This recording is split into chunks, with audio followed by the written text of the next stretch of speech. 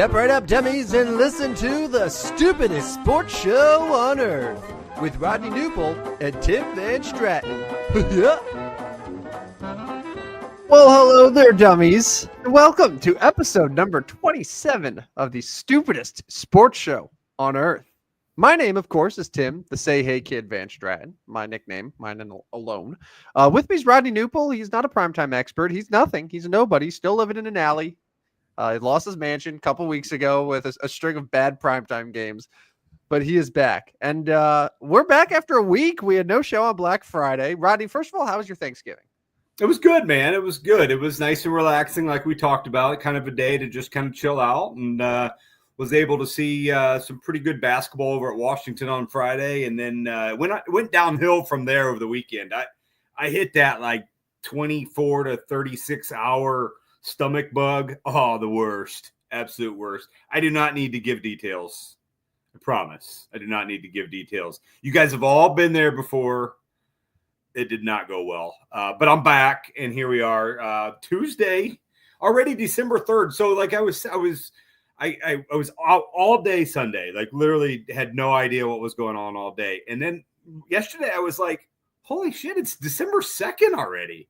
And then I realized, like, I didn't even know December 1st even existed. Like, yeah, but here we are. We're December 3rd already. It's crazy to me, December 3rd. You know what it was? It's because Thanksgiving felt like so late this year. It was so late. So it was like Thanksgiving weekend was also the same weekend of December 1st. And like, in my mind, those two things just don't belong together at all. Yeah, and that's what threw everyone off. So because I had the same thing. Once we got to Sunday, I was like, how is it December 1st already? Like, we just had Thanksgiving. Yeah, they were talking about how this is the shortest holiday season like we'll have in like 10 years, or I guess it would be like 7 years if the calendar works right. But yeah, it's a short holiday season with a late Thanksgiving, and here we are. A couple shows left of the 2024 calendar. Big things coming in 2025. I'm excited.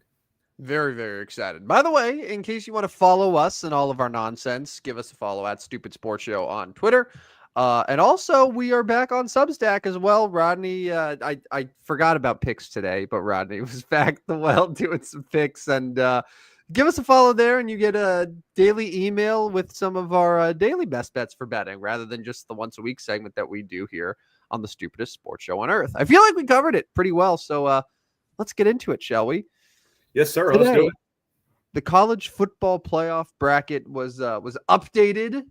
The rankings are out, and all right, I think we can all agree, right, that having a 12-team playoff is much better than the 4-team playoff. If for no other reason than like making so many more games and so many more teams feel relevant at this point in the year.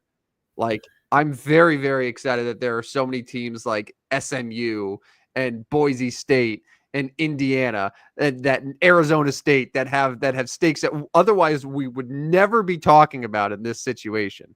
But the new rankings come out today, so I'll just go over them real quick in case anyone missed.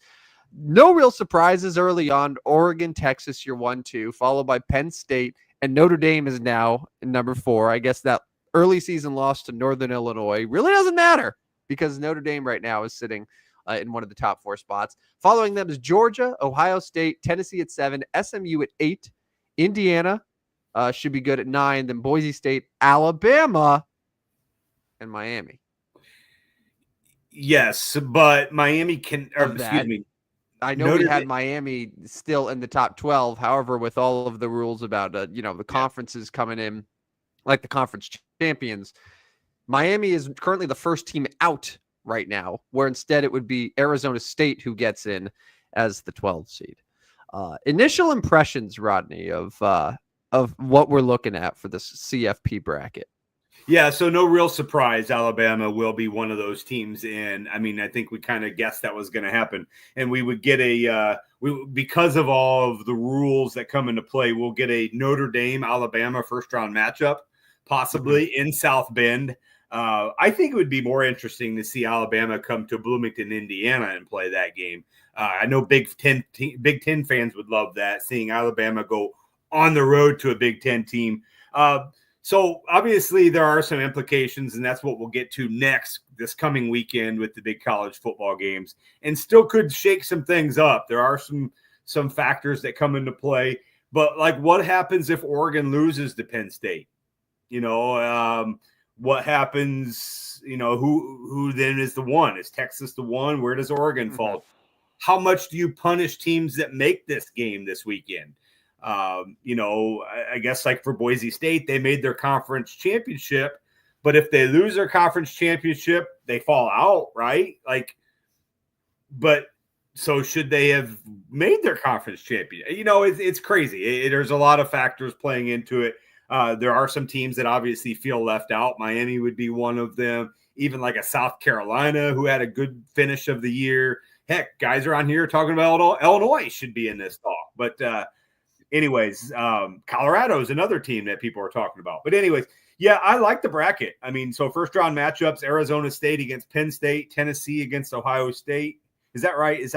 Projected bracket? Yeah. Alabama, Notre Dame, and Indiana, Georgia. Pretty good games. And you mentioned it right off the start, like this is doing what it's supposed to do. It's getting a lot of interest in these upcoming games, a lot of interest in the college football playoff. And I think there's going to be some great games. Yeah. Oh, absolutely. I'm just looking right now. I would say it's tough because it's like, all right, who can you say definitively is going to be in the playoff? So we can right off the bat, Oregon, like if they lose, obviously they probably won't end up as the number 1 seed going in.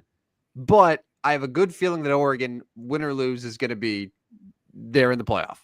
Correct. Texas is going to be in the playoff. Correct. Notre Dame is going to end with 1 loss. They don't have a conference championship. They're in the playoff. Penn State probably still gets in with 2 losses. Ohio State, Tennessee, just because they don't have like conference championship and they won't get that 3rd loss, they're in. Now, this is where it gets interesting to me because like Georgia's 10-2. If they lose the SEC championship to Texas, they're suddenly going to be a 3-loss team. While I don't know if that would necessarily kick them all the way out altogether, but like that's a 3-loss team. And Alabama's already sitting there at 3 losses, and they're set in stone. And Georgia would have the better resume than Alabama would, even though Alabama beat them head to head. Like that's where you start to get some confusion a little bit. Yeah, for sure. And it is interesting because Miami does have those 2 losses, but their resume is not real strong. But you start comparing, like Miami had one common opponent with Alabama, and Miami beat the tar out of Southern Florida, whereas Alabama struggled with Southern Florida. So like for Miami, like you can only yes, you get those 4 games that you play non-conference, but like you can't control your conference necessarily and how good or bad they are. Now, again, it's going to be SEC power. Everybody wants the SEC. But yeah, I find that very interesting. And, a team like Arizona State, so that Big 12 championship, Arizona State, Iowa State, one of those teams is going to get in, one of them is not. So yeah, some big things going on. It'll be fun to watch Friday night and Saturday to see what happens. Yeah. So and then let's move on here. So looking at this weekend and sort of the implications, just sort of looking at how stuff is going to line up. So like SMU right now is currently the leader in the ACC.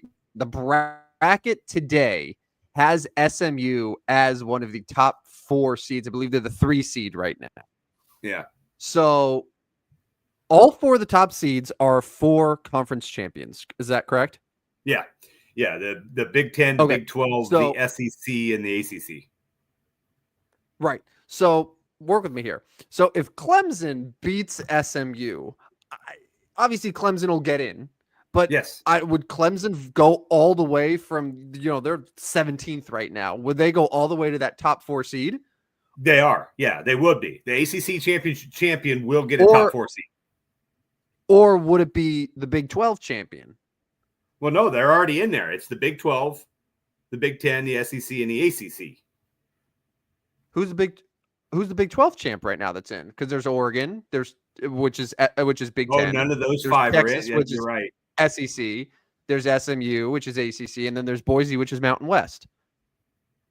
Okay. Yeah, You that's see a what I'm great saying? question. So if Clemson wins, would that then suddenly vault the Arizona State, Iowa State winner into the top 4? Even though neither of them, even though you have Arizona State that's sitting at 12 right now. Right. Like those are the implications that I'm looking at here. And maybe Clemson goes all the way that far. I don't know, but like those are the things where you really get chaotic. And it's not to say, oh well, what's the chances of that happening? I mean, SMU is only a 2.5-point favorite. Like it could very well be Clemson goes in and stomps them, and Clemson's been playing some really good football, second half of the season. It's very possible. And then that really changes some things.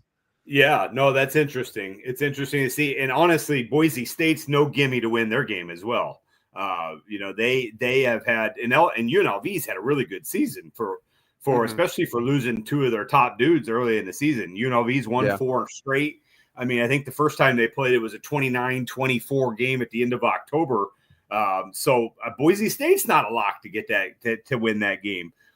So yeah, you're so right on that. And it starts Friday night with, Tulane's not going to get in, but they're one of those, they're the AAC championship game. They play Friday night, but that Boise State UNLV game will start kind of getting the snowball rolling Friday night in that Mountain West championship game.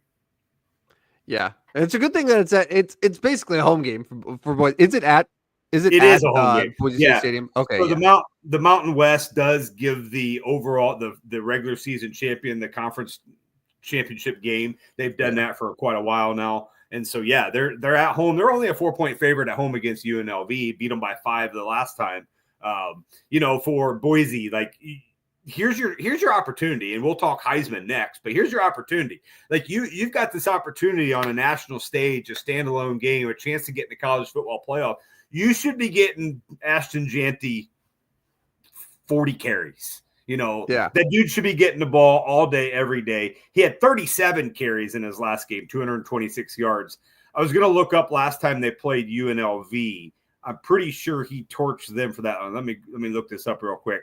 Last time they played 33 carries, only 128 yards in that game and a touchdown. But, I mean, you've got to get Ashton Jeanty the ball 40-plus times in the game on Friday. Mm-hmm. Yeah, that's it. And it's really, that is the ultimate moment where if there are people that are considering him, like you don't have Travis Hunter in Colorado that are playing. You don't have Campbell. Like you have the entire weekend to yourself, the entire night to yourself to just like make your case for the Heisman. And like, if it's a win where you dominate, you win the conference and you get Boise State a top 4 seed in the playoff, like you've made a good argument. Yeah, 100%. I mean, again, we're going to get to Heisman here in a little bit, but I just don't see everybody wants to talk about the competition being so much better for Travis Hunter or even Cam Ward or even Shadur Sanders. But I don't know, man. I mean, some of the teams Boise State play, this UNLV team is pretty decent. I mean, they only have 2 losses. They can hold their own. I just don't see the big discrepancy in competition. We'll find out. But he's got to go crazy Friday night to garner any last chance at votes. So UNLV, if they win that game, though, obviously they'll get in. But I don't think they would go all the way to a top 4 seed. Correct. But they would make the playoff. Boise State obviously would be out of it. So Saturday, the 4 games, and what I love about this is that the largest spread is Oregon 3.5. Yeah, and are we sure Oregon wins that game? Because I'm not. Well, I'm looking like, do I think Oregon's a better team? Yeah. And like obviously we know Penn State and James Franklin kind of have this whole inability to win a big game.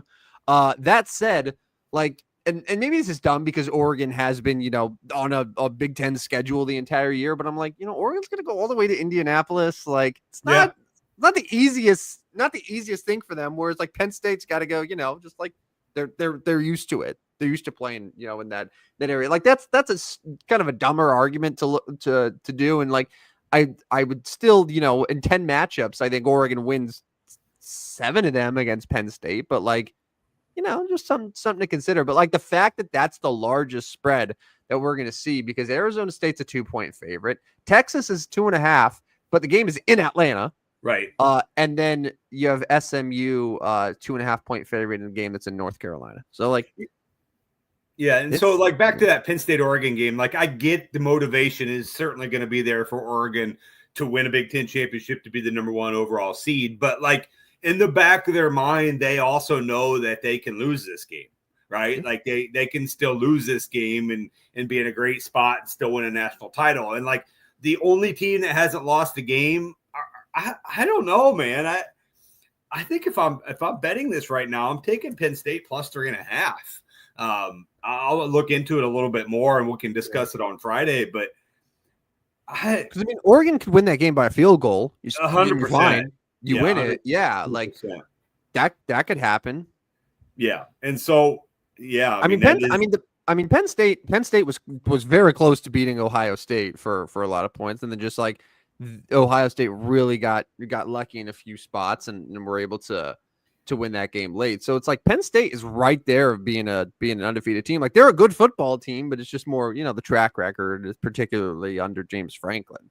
Yeah. Let's talk Ohio State. Let's talk Ohio State real quick. That absolute GCDs of the weekend.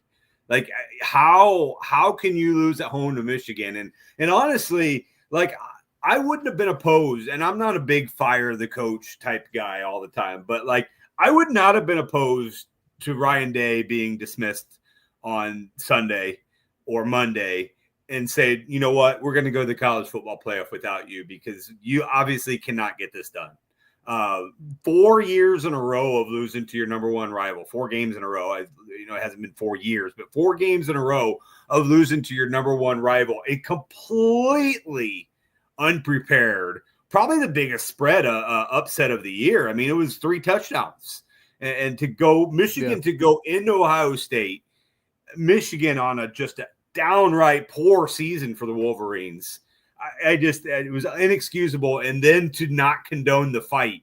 Oh, we're not allowing that. We're not or to allow the fight. We're not allowing that. Like Ryan Day, that's the one thing you allowed your team to do, to actually stop the fight, because you didn't stop Michigan.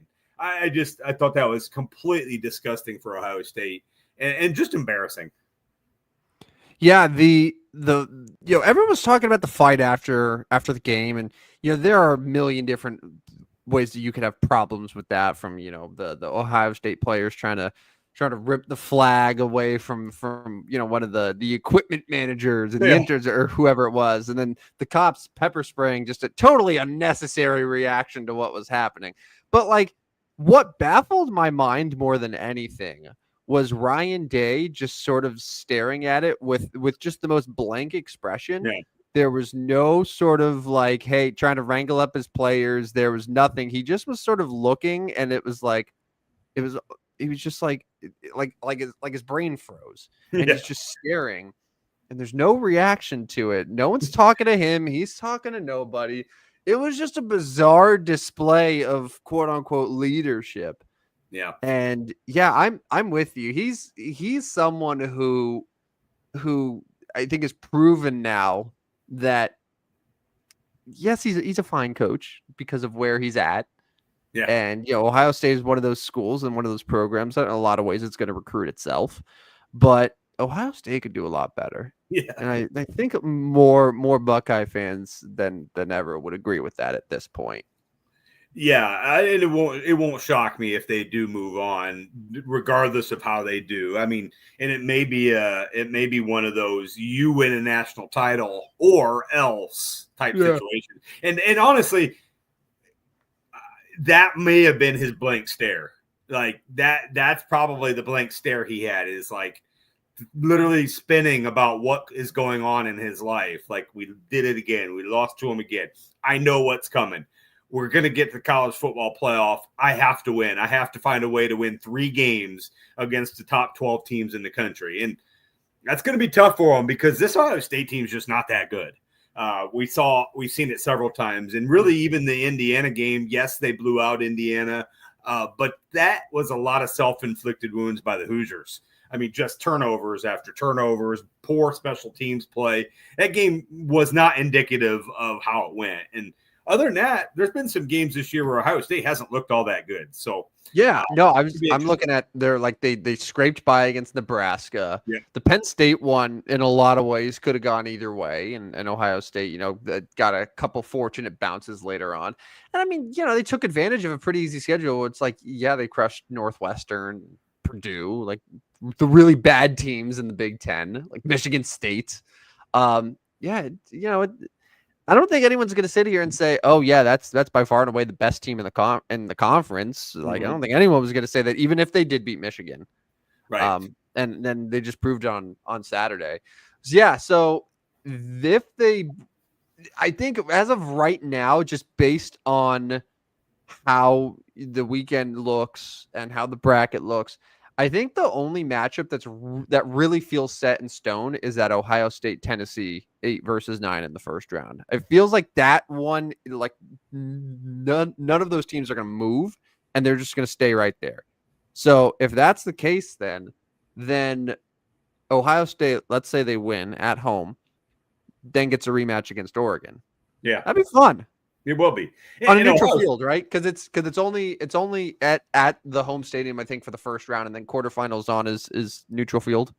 Yeah, and even on Ohio State Tennessee in the first round is a good game. That's a really good game. Yeah, that's a really good matchup, and two pretty good. I mean, really top programs there. So yeah, no, that's going to be fun because you're right. Like looking at it, like Arizona State, Penn State's probably not going to stay that way. I mean, I guess if Arizona State wins, yeah, they would move up from 12, I'm assuming. Indiana, Georgia could, because Georgia's playing in a game, they'll go one way or the other. So, yeah, you're probably right. That's probably the only matchup that we're truly thinking we're going to get, and we'll see. But, yeah, that's a fun one. That's certainly a fun one. Yeah, that'll be good. All right. We've hinted at it a couple times, and now let's play a little game. Who's your Heisman? We need some like game show music. Yeah, right. I prefer Price is Right. What is the what is the theme of this game here? How do we play Who's Your Heisman? Well, I mean, okay. So I'm Ashton Jeanty. I've said this all along. I'm an Ashton Jeanty guy over Travis Hunter, and not necessarily the hate on Travis Hunter. I just see Ashton being a dominant player with 28 rushing touchdowns, absolutely carries the offense. I mean, he's a guy that touches the ball close to 40 times a game. One of the better offenses in college football. Teams only lost one game. And honestly, do people realize the one loss for Boise State? The one loss for Boise State. Do you know what that one loss was? They've won 10 in a row. What was it? They lost one game, 37-34 at Oregon. Yeah. Yeah. I remember that early on. This was before like we thought of Oregon as being one of the best teams in the country. But yeah, it was in Eugene. Yeah. 3-point game. Nobody's playing Oregon to a 3-point game in Eugene. And Ashton Jeanty had Boise State, I think. I was just gonna say real quick. I think Boise State was like a 17-point dog or something. They ridiculous. Were, yeah. Like the spread was massive in that game. They were, and Ashton Jeanty in that game against Oregon. So I keep hearing, Boise State doesn't play the competition. They have not played the schedule that Colorado or somebody sees. Ashton Jeanty carried the ball only 25 times that game. That's low for him. 192 yards, 3 touchdowns. All I'm saying is Colorado, Travis Hunter doesn't go into Eugene and score 3 touchdowns. He just doesn't do it. He doesn't do it. He doesn't do it for me. I'm not buying into the whole competition is so much worse because I'm a Big 12 guy, Big 12 basketball more than football, but I follow the Big 12 more than I follow any. And this is a really down year for the Big 12. keep in mind the two teams that are in the Big 12 title game. One of them was picked right at the bottom of the league in Arizona State, 27-year-old coach, one of the worst teams in college football last year. And then an Iowa State team that's fine, but really don't have the power that they've had. I mean, they've been fine. They've never been great. Matt Campbell's done a great job there. They've won 3 in a row. They got the Big 12 title game. But this is a massively down Big 12 season with Oklahoma and Texas leaving. Kansas was supposed to be pretty good. Oklahoma State was supposed to be pretty good. Those two teams stink. Neither one of them made the conference, even making a bowl game. I'm actually going to go the other way, that I think Boise State's played better competition than Colorado. I don't totally disagree with that assessment. Like, I was looking at Boise State's schedule earlier this year. It's really not that bad. It's not like it's a cupcake schedule that just played nobody and then got 11-1. Like, no, it's a legitimately good football team, and Ashton Genty is probably going to be a top 10 or 12 pick in the NFL draft, which, you know, you're normally, if that's the case, like, you are a generational running back if you're taken that high in the draft, like in this day and age. So yeah, no, the guy's the real deal. And, you know, we've talked about it every single Saturday, just how much he can change a game at any moment. It's like, you go up against their offense, you know that they're just going to hand the ball off to him. And yet here he is ripping 150, 200 yards every single game, couple scores. Like, that's when you know that the guy is good. Yeah, no, 100%. And he's a game changer. And he in the college football playoff needs him in it. I mean, they need both. Yeah. They're not going to get Travis Hunter in it. They need him in it. You know, I'm not saying the Mountain West needs to rig it for Boise State, but I think the committee would love to see Boise State win that game over UNLV. I do not want to see. I'll say it right now. I do not want to see UNLV in the playoff. Not really. No, not really. You know, it's a good story there at UNLV, and they've had a nice season, 10-2. Losses coming to Boise State and Syracuse had a good year as well. In fact, Syracuse loss was by 3, and Boise State lost by 5. I am not by any means wanting UNLV in this, but UNLV is a nice team. They are a nice team, and that'll be a fun game. But again, it's no cupcake for Ashton Genty by any means. I mean, it's either this or playing against the Kansas defense, and I'm a Kansas guy, and their defense was horrible. So take it for what it's worth. So I can sit here and I could say that Ashton Genty has had a Heisman caliber season. I would love if he won the Heisman, but I would be very, very shocked if he won the Heisman.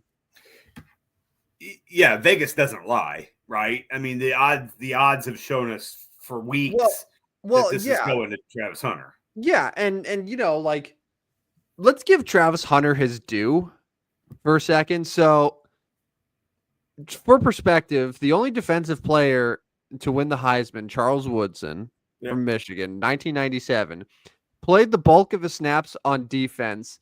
But, and, you know, people talked about, you know, his contributions on the other side of the ball. He only ended up with about 230 receiving yards, couple touchdowns on offense. Travis Hunter is playing 85% of Colorado's plays on offense, 83% of Colorado's defensive plays as well. Like, he's got over 1,000 yards receiving, you know, 90-ish catches or so. He's got 3 interceptions. He's the first guy with 1,000 yards, 3 interceptions in 44 years. Yeah.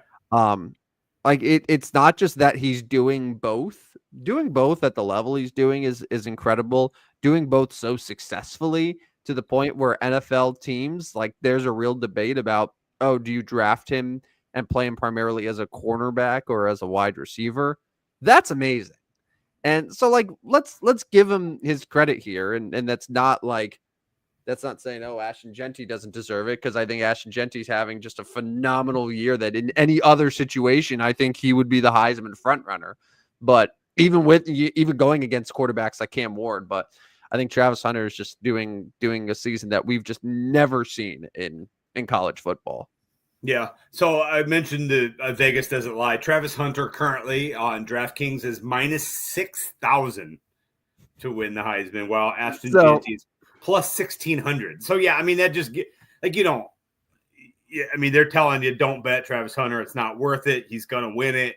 you're not going to get paid for this. Dylan Gabriel's third at 30,000 to 1, basically 300 to 1, and Shadur Sanders is 400 to 1. So it's a one-man race. And let's put it this way too, because they asked Coach Prime who should win the Heisman, and with no hesitation, Travis Hunter. Yeah. Like not going to sit here and try to make an argument for Shadur. Like, and even if you ask Shadur, it's like, who's the Heisman? Like Travis Hunter. Like, obviously.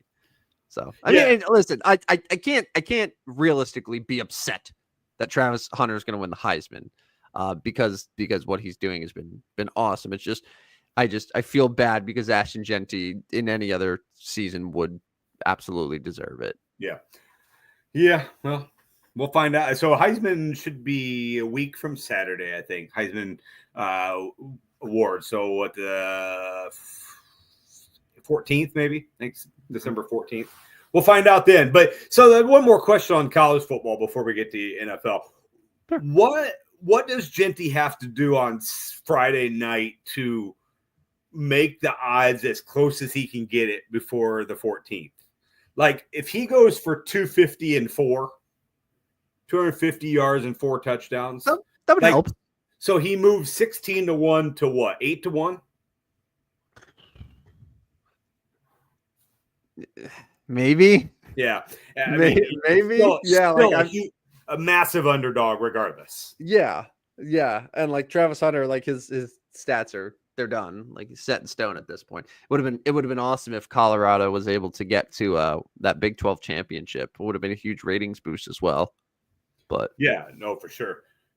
And I guess I'm just trying, like, he's the only one left that has the opportunity. So or Dylan Gabriel, I guess, does too. But what kind of numbers does he have to narrow that gap, even in half?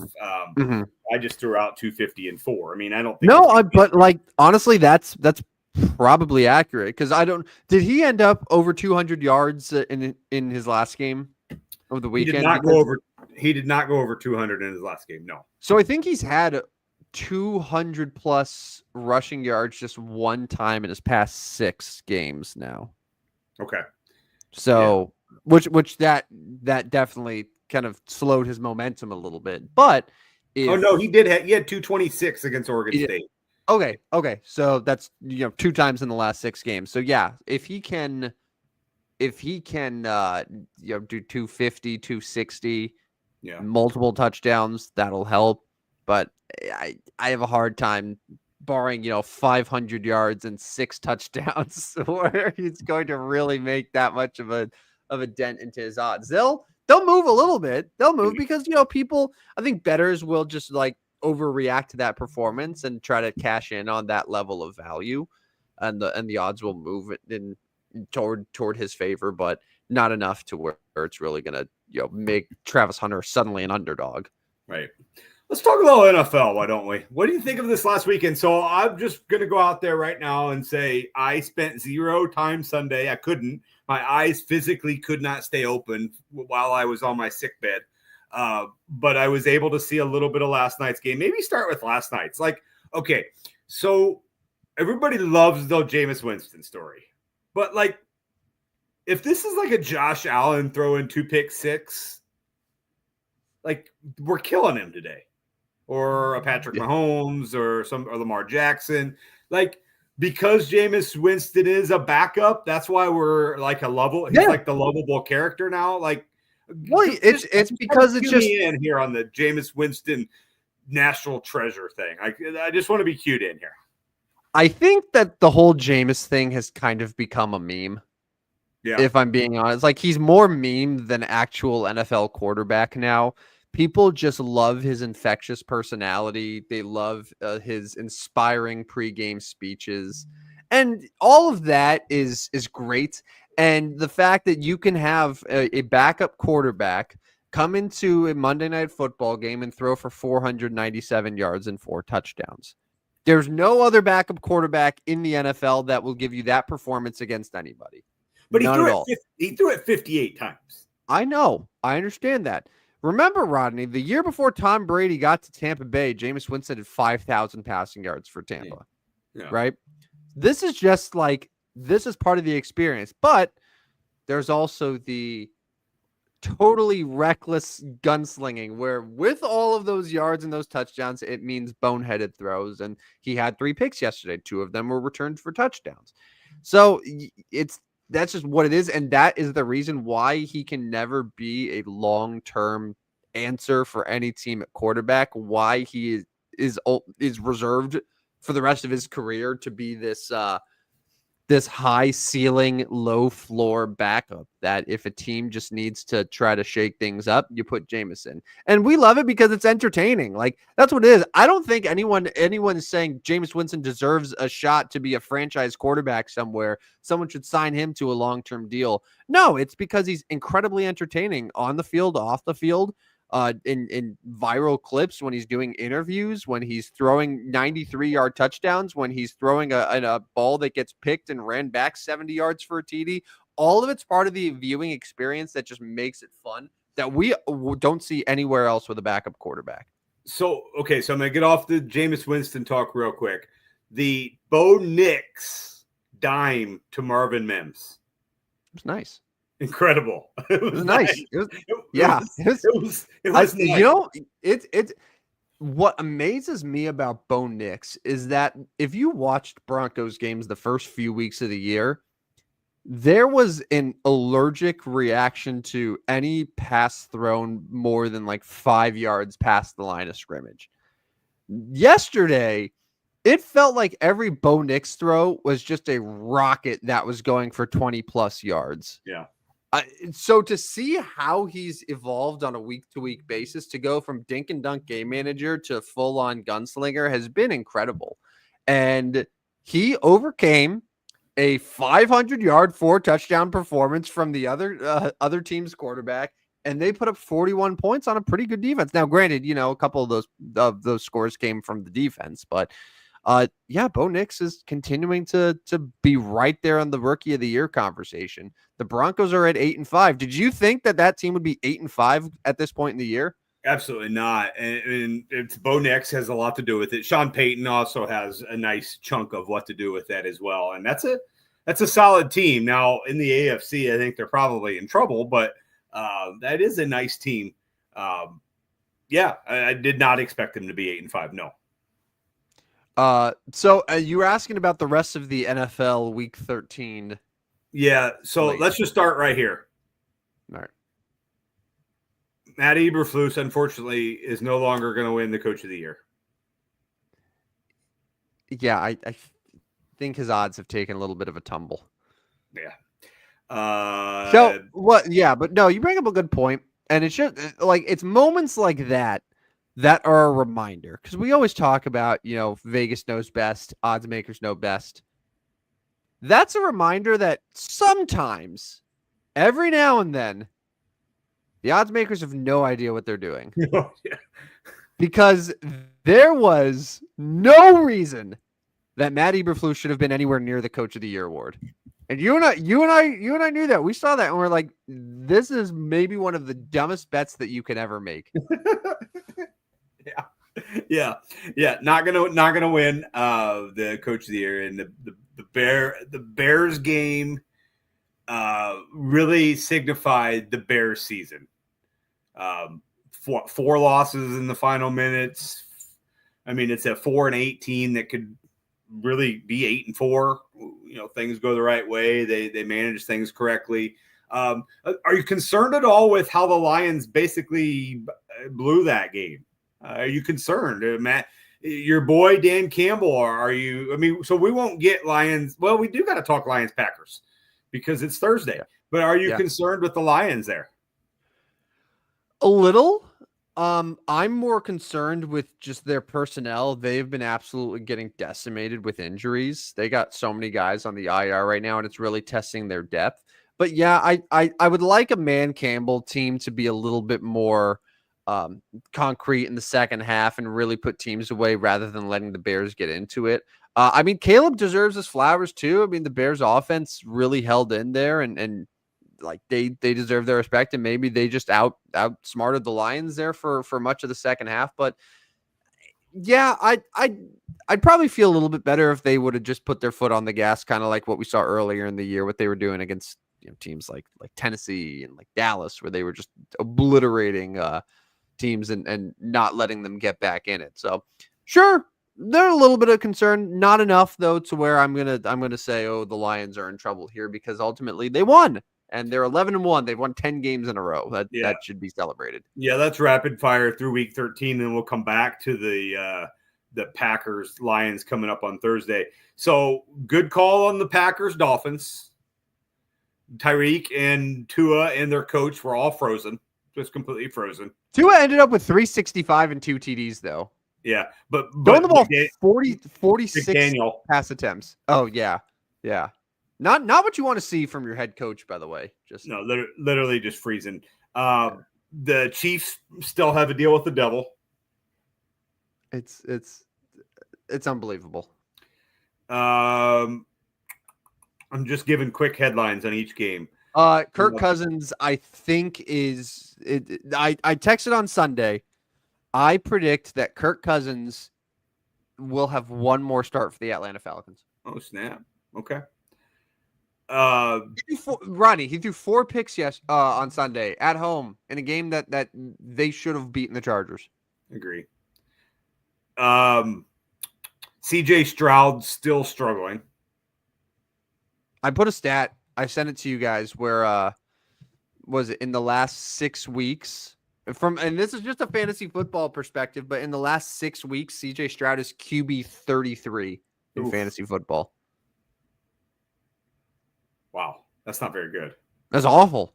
That is awful. Yeah, and he's been thoroughly outplayed by Bryce Young in that stretch. Yeah, and I like what I see out of Bryce Young here recently. Okay, Jaden Daniels and the Commanders back? Question mark. Tennessee sucks, but yeah, that was good to see for Washington. They needed that win real bad. Another team that has a deal with the devil, the Minnesota Vikings. Yeah, I mean 10-2, really. It's 10-2 in a tough loss for Arizona, 6-6. Still in that division race, but really could have used that win. No one will be shocked if Minnesota gets bounced in the first round immediately, and we're like, of course they would lose. Well, they have Sam Darnold, obviously. Next headline: System Play wins again for the cover. Yeah, it was so close, man. It was so close to the outright win. It came down to the last play. Next headline. Did you see, by the way, the end of that game where New England actually they attempted a 68-yard field goal, which would have been the all-time record, and that shit was right on the money. It was straight and just maybe a yard or two short from that game. That would have been unbelievable. Next headline, give Tomlin 9 days off. He scores 44 points. Man, I'm done with the Bengals. Right. It makes me so sick. It makes me so sick, dude. Because here's the thing. I still don't view them as a bad team. Now I view their defense as horseshit. Don't get that wrong. But like how are we going to sit here? What is this? This is the 4th game that the Bengals have had where they scored 33 or more points and lost. Yeah. They're averaging 33 points a game in their last 3 and have lost all 3. Ugh. Yeah, not great. Not great. That's a bad Zach. So we talked about coaches a couple weeks ago of the head coaches that could be out of a job, and there's always those 1 or 2 where you don't really expect it, but then once the season ends, they get released.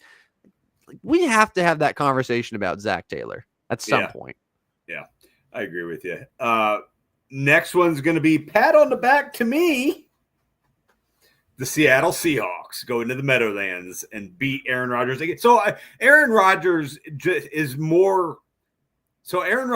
a better content creator than he is a quarterback. Yeah. What was the Jets? All right, you want to hear this Jets stat here? The New York Jets are the first team. This is courtesy of Ben Fox. The New York Jets, the first team in the Super Bowl era to be favored in 9 of their first 12 games and end up 3-9 or worse straight up.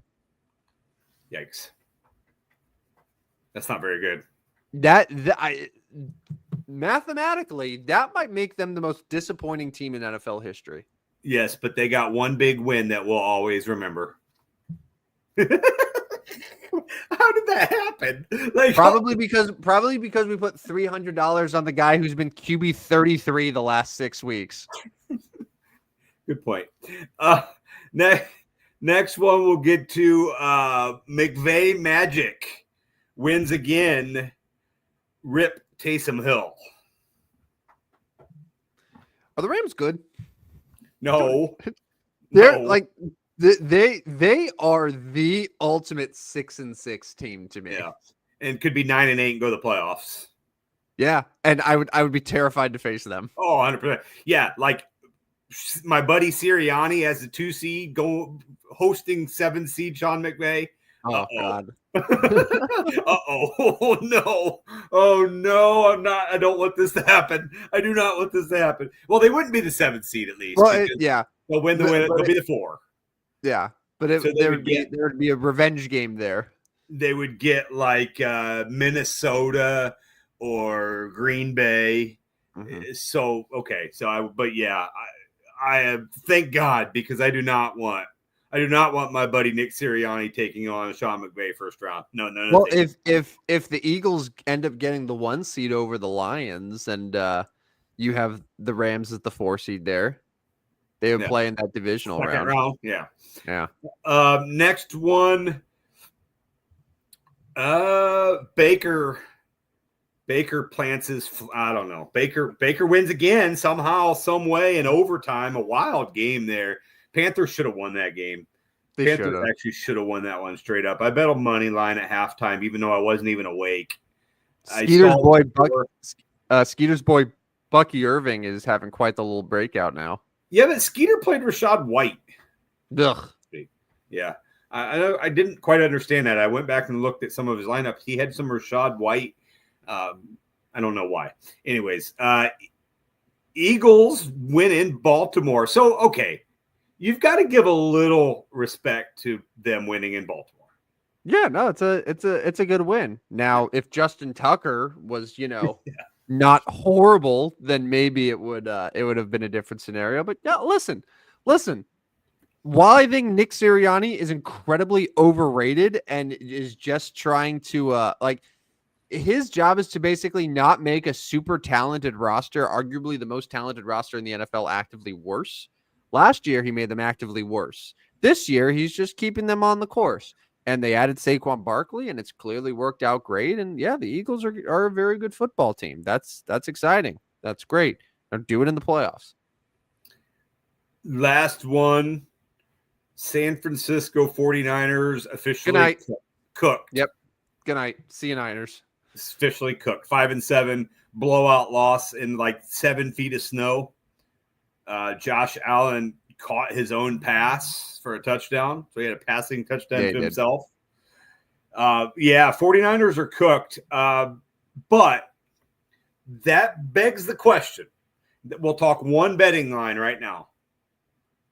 Do we trust the system, or do we trust the team with a new head coach? In the 49ers -4.5 at home against the Bears. Because remember, the Bears are coming off the system. They just got their ankles taken out by man.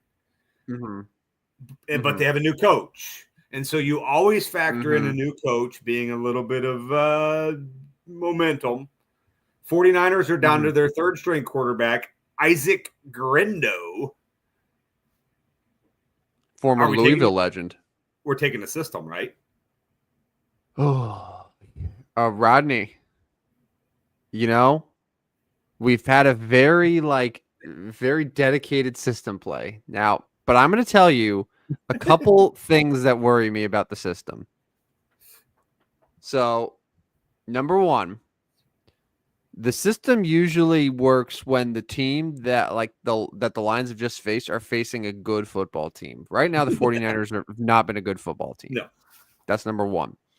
Number two, the Bears played Thursday, which means they have had extra rest. So those bodies may have been broken down by Man Campbell's Lions, but by the time they play late afternoon on Sunday, probably recovered.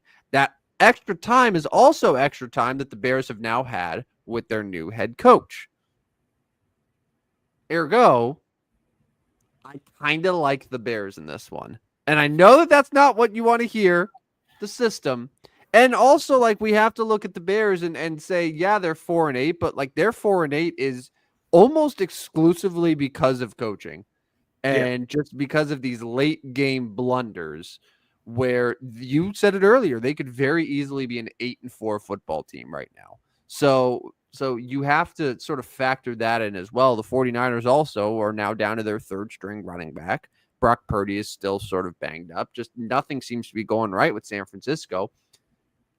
My instinct would be to take the Bears plus 4.5 and to go against the system. Will it bite me in the ass? Probably. Usually does, but that's sort of where I'm leaning right now. But I think the only time that the team post Lions didn't cover was Dallas, right? Correct. Against Houston on Monday night, which I mean makes sense. I mean Dallas is horrendous. But yeah, I kind of think the Bears here, man. I hate it. I hate it. I hate that I feel that way, but I think the extra rest really makes a huge difference for me. We'll come back to that one on Friday. Let me do something real quick. Here's what I'm going to do. I am gonna give you the first round matchup. If playoffs started tomorrow, you give me the winner of the game. Okay. AFC. Yes. Denver at Buffalo. What? Okay, give me your Buffalo. spread and by how many? What's your spread? Buffalo is going to be a 6.5 point favorite, and Buffalo wins and covers. I was going to say 6.5 as well. That's impressive. Ravens at Steelers. Steelers are going to be a 1.5 point favorite, and at this point, and I would have said Baltimore up until like probably 3 days ago, I would take Pittsburgh in that game. Okay. Chargers at Houston. Oh, I think they would I think they would probably give the slight edge to Houston. I would say they'd probably make Houston a 2-point favorite. I would take the Chargers straight up. Okay. So you would have Chargers at Kansas City and Pittsburgh at Buffalo for your final four in the AFC. Okay. Yeah, sounds about right. To the NFC, Commanders at Eagles. Eagles are going to be probably a 6-point favorite. I was going to say 7.5. Do you think 7.5? Yeah, maybe a little bit higher. I would just say maybe a little bit lower because of the division game. I mean, Eagles probably win that. Yeah, I'm guessing so too. Packers at Seahawks. Rodney, I think that you would have the first road favorite in this game. And I know it's at the Legion of Boom, the 12th man and all that shit, but Packers would be a very narrow 1 to 1.5 point favorite on the road.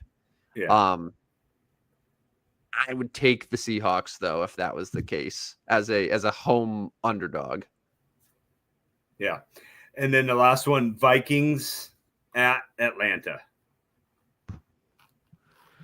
Oh, the Kirk Cousins revenge game. Honestly, man, is Minnesota a favorite there too? I think so. Yeah. I mean, if it's Atlanta the way they're playing now, I think it would be Minnesota. If it's if Atlanta gets a little bit of momentum going in, I think Atlanta probably gets the edge there. But man, that's a tough one. I'd say Atlanta wins that one, just gets that home advantage, but I don't feel good about that. So your NFC would be Packers at Lions, Atlanta at Philly. Yeah, that sounds right. And then we're looking and then I would feel real comfortable Eagles Lions NFC Championship. And you're going Bills Chiefs in the AFC. Yeah. Yeah. Yeah.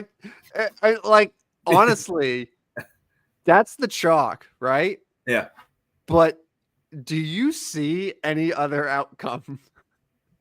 No. No. Right? Like, I don't No. either. I know that there always is, but I physically, mentally cannot fathom another outcome than those four teams being in their respective title games. I can't do it. Yeah, I mean, I still want to hold off hope on Baltimore, but I've seen enough of their poor play and of their losing and their poor defense that I don't see them winning two games to get to the AFC title game. I don't see them beating a Pittsburgh Buffalo back to back. I could see them beating Pittsburgh, but not Buffalo. If Mm-hmm. they fell to the 7, then they have to play Buffalo. If they moved to 5, they would have to play Kansas City second round. Like, yeah, I don't see it in the NFC. Like, I've never been high on Green Bay, but like, are they the team that maybe we watch out for? I mean, Rodney, you can look at that NFC, and after Philadelphia, like you have what, Seattle, uh, so is it Seattle, Atlanta, Minnesota, Green Bay, and Washington? Those are Yeah, 5 teams, and honestly, I'm not convinced that any of those teams is actually good. yeah, I'm with you. I'm with you. Like, I mean, and we're Tampa could be the other choice out of the NFC South. Arizona or LA could be other choices out of the NFC West. Like those, you're right though. You said it earlier. The Rams are kind of the wild card in there, where it's like maybe I could see a scenario where but then even at that, like they're gonna have to go to Detroit in round 2. And which okay, but yeah, but last year they played in the first round, and that was a game that was super close and competitive. Detroit ended up winning. They went to overtime when they played that same game in Detroit week 1 of this year. yeah, So they're the Rams have shown that they can hang with Detroit, and it's a very competitive matchup. McVay is very familiar with what Jared Goff's cooking on that end. So that is a much tougher matchup for Detroit than I think any of the other teams would be in the yeah. NFC. And one more thought. There is one guy out there that has beat the Lions and the Eagles this year, and that's Baker Mayfield. Yeah. Yeah. No, Baker yeah. has won in Detroit and at home against the Eagles. So, like, Yeah. I don't think those teams want Tampa Bay to win the NFC South. They would like to see Kirk Cousins and his turnover prone Atlanta Falcons, who still can't figure out how to use Bijan Robinson correctly. I know he had 100-something yards, but they still can't figure out how to use him correctly. Using him correctly is, to me, and I get it. It's the NFL. Like, you can't jam guys down all the time. But, like, I think Bijan Robinson should be used like Ashton Jeanty. Give him the ball. I mean, you drafted him top 10. You're supposed to just run him into the ground. That's sort of the whole point, right? Yeah. I mean, you give him the ball, you give him the ball, you give him the ball, you give him the ball. I don't see them doing that, and it's been frustrating. And they're not going to change now, I don't think. I thought maybe with new head coach this year, maybe they would be a little bit better at running the football. But anyway, so that's kind of a look at the bracket. Of course, things could change after week 14. Friday's show, we'll talk betting lines and kind of give you some thoughts on those games. But exciting times in the NFL. The Lions-Packers game on Thursday in Detroit. Detroit's only a 3-point favorite. Yeah, injuries. You mentioned it earlier. Injury concerns for Detroit. They have a lot of guys on the IR. Now, when you think about Detroit, the guys that come to mind, it's Goff, Laporta, St. Brown, Gibbs, Montgomery. Like, those guys are healthy, but it's a lot of guys on their defense. It's, the guys on the offensive line. What was it? Decker on Thursday night. He didn't play on Thanksgiving. So yeah, they have quite a number of injuries, and that's sort of the cost of playing on a Man Campbell football team, where you go as hard as you do in the regular season, maybe at the expense of your health a little bit. But yeah, that's a team that hopefully gets healthy for the postseason. But But this is a huge win. If they can beat Green Bay here, then they're going to be really, really looking good for the NFC North. Yeah, so a couple weeks ago, I mentioned Jordan Love turning the ball over. He's went back-to-back weeks without turning the ball over. Yeah. Is one of the top quarterbacks at like chunk gains. I think it was 15 or 20 yards or more passing. And then one injury concern on Green Bay side that really has me wondering, and that's why I won't bet it today and would wait till Thursday. Josh Jacobs is questionable with a calf injury. And obviously without Josh Jacobs, Green Bay looks a lot different. I mean, Emmanuel Wilson's been fine in backup role, 68 carries, 332 yards, but he's not Josh Jacobs. I mean, Josh Jacobs is that guy that we're going to give him the ball, we're going to give him the ball, we're going to give him the ball. If Josh Jacobs doesn't play, Packers are in big trouble. I'm probably leaning Detroit just because I think they're still a superior team. I haven't bought into Green Bay all year, but something has me wondering here, like, gosh, Green Bay, they want to put up a fight all the way till week 18. Yeah. This would be their chance. Yeah. No, it makes sense. And, I think this is a line that a lot of people are going to look at and they're going to be baffled by it and say, oh, only 3 points? Oh, give me Detroit. And it's like, well, not so fast there. Like there's a reason maybe, and could be the injuries. It could be other factors. And, we always talk about these divisional games being a lot closer than people expect. This could be a scenario where maybe Green Bay maybe gives them a run here. So, yeah, is this the best game in the Week 14 slate? It might be. We might have it just get out of the way. Chargers Chiefs on Sunday night's really good too. Yeah, and it's a great Thursday night game as opposed to some of these Thursday night snoozers. Bills Rams will be interesting on Sunday as well in LA.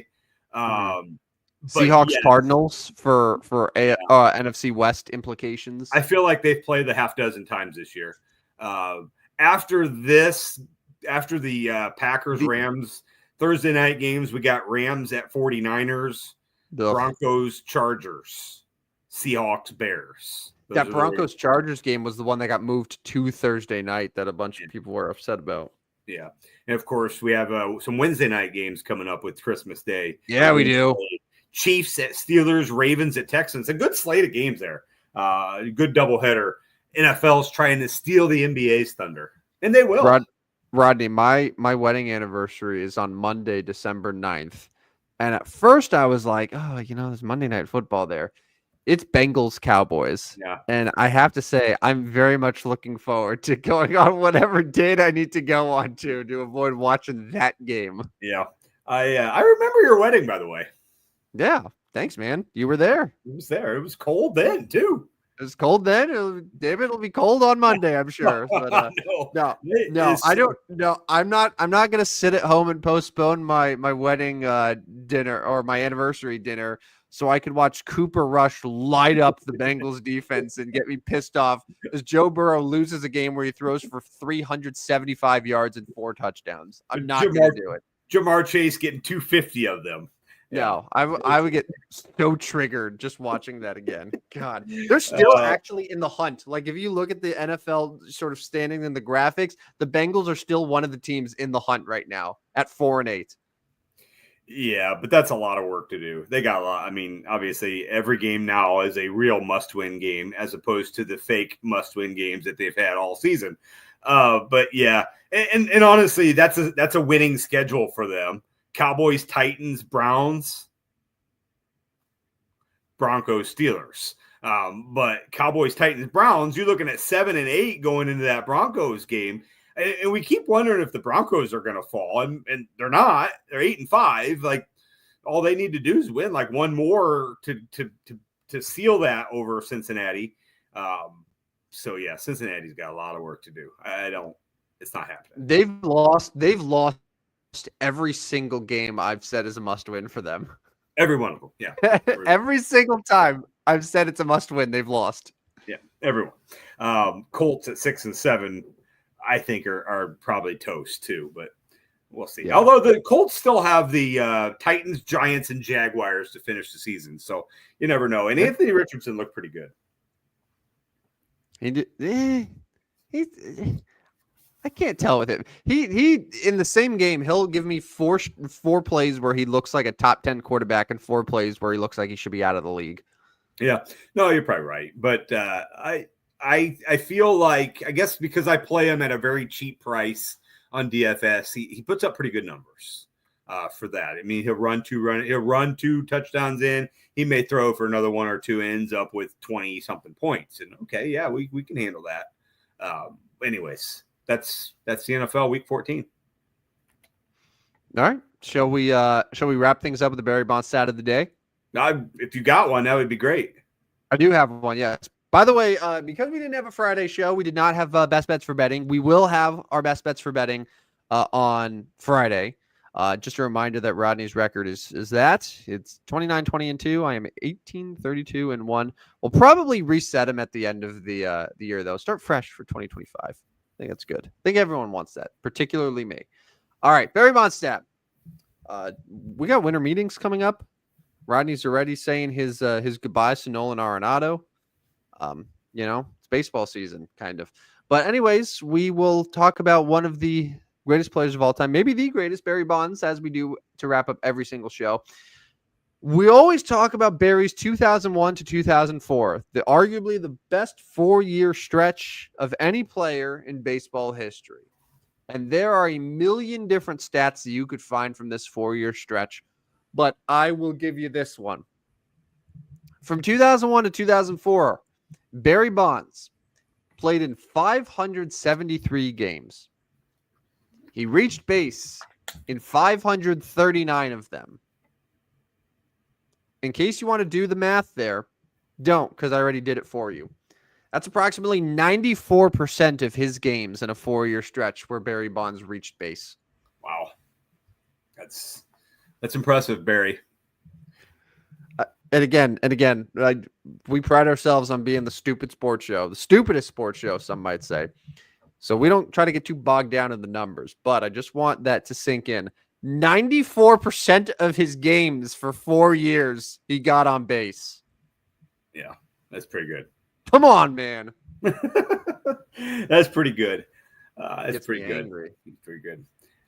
Hey, we didn't mention, so you mentioned this was the 27th episode. So this is our Mike Trout show. It is. And our Vladimir Guerrero Sr. show. And is Junior also 27? I believe so. And isn't Jamal Murray's 27, right? I believe Jamal Murray's 27. Yeah. Jamal Murray. Is Rudy Gobert 27? No, I hope not. I don't think so, but he might be. I felt like Rudy Gobert is number 27. I got to look that up real quick. All right. Up. I'm going to look up best number 27s in sports. Rudy Gobert is number 27. Okay. There you go. Mike Trout is going to be the winner.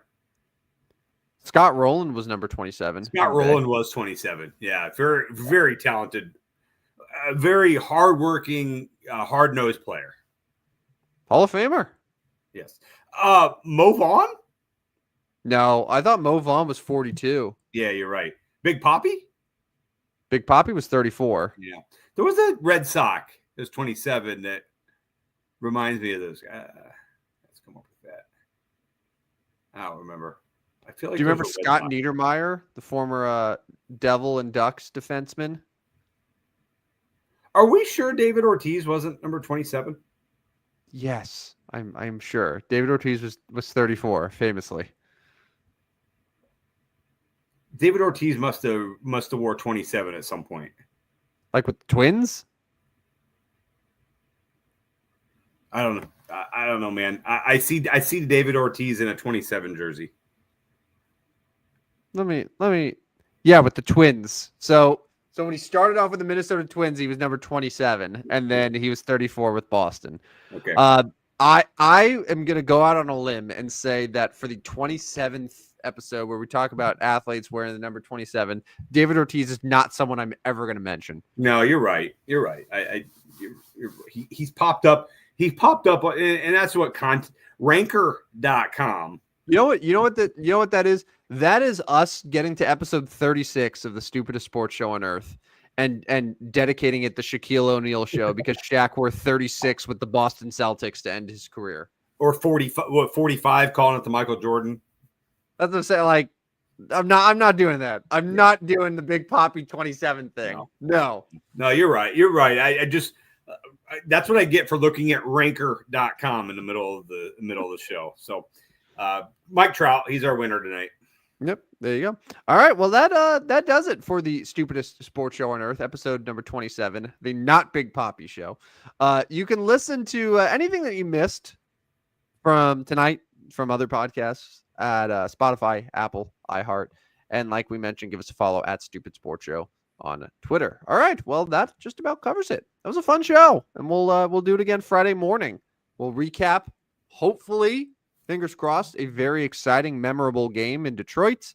We'll preview a bunch of college football, bunch of NFL. We'll have best bets for betting, and whatever other fun. By the way, did you watch any NBA Cup action on Tuesday? No, didn't get to NBA tonight. Didn't get to it. No, so we have the Knicks blew out the Magic, so the Knicks advanced. The Bucks edged the Pistons, so the Bucks advanced. So I think the only three teams that were in for sure going into tonight, it was Golden State, Houston, and Atlanta of all teams. So yeah. I mean, I don't make the rules, man. I don't know. So, but the Magic are in because they're one of the. Wow. Yes.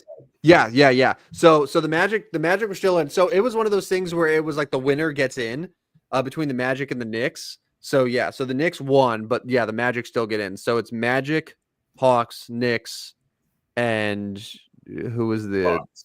And Bucks. Those are the four Eastern Conference teams that are in the knockout stage. And then West, you have Golden State and Houston. Then there's going to be two more teams, which you have like Dallas in the mix, Denver's in the mix, Memphis is in the mix. Honestly, since the Lakers got eliminated and won't repeat as NBA Cup champions, I don't care who wins. Now, I won't consider it a valid a trophy, and hanging a banner for it is stupid unless it's the Lakers. I said that last year, and I stand LeBron no longer cares about it either. He's very quietly missed his last 19 3-pointers. 19. Father time is starting to creep in, I'm afraid. Him and Aaron Rodgers both. Yeah. Except one of them is playing a lot better and is less just generally insane. Yeah. Anyway. That's it. So yeah, that was the show. Yeah, there we go. All right. We'll be back Friday morning, 8 a.m. Central Time. Can't wait. All right. Sounds good. Well, have a good night, everyone. We'll talk to you then. And thanks for listening to the Stupidest Sports Show on Earth. See ya.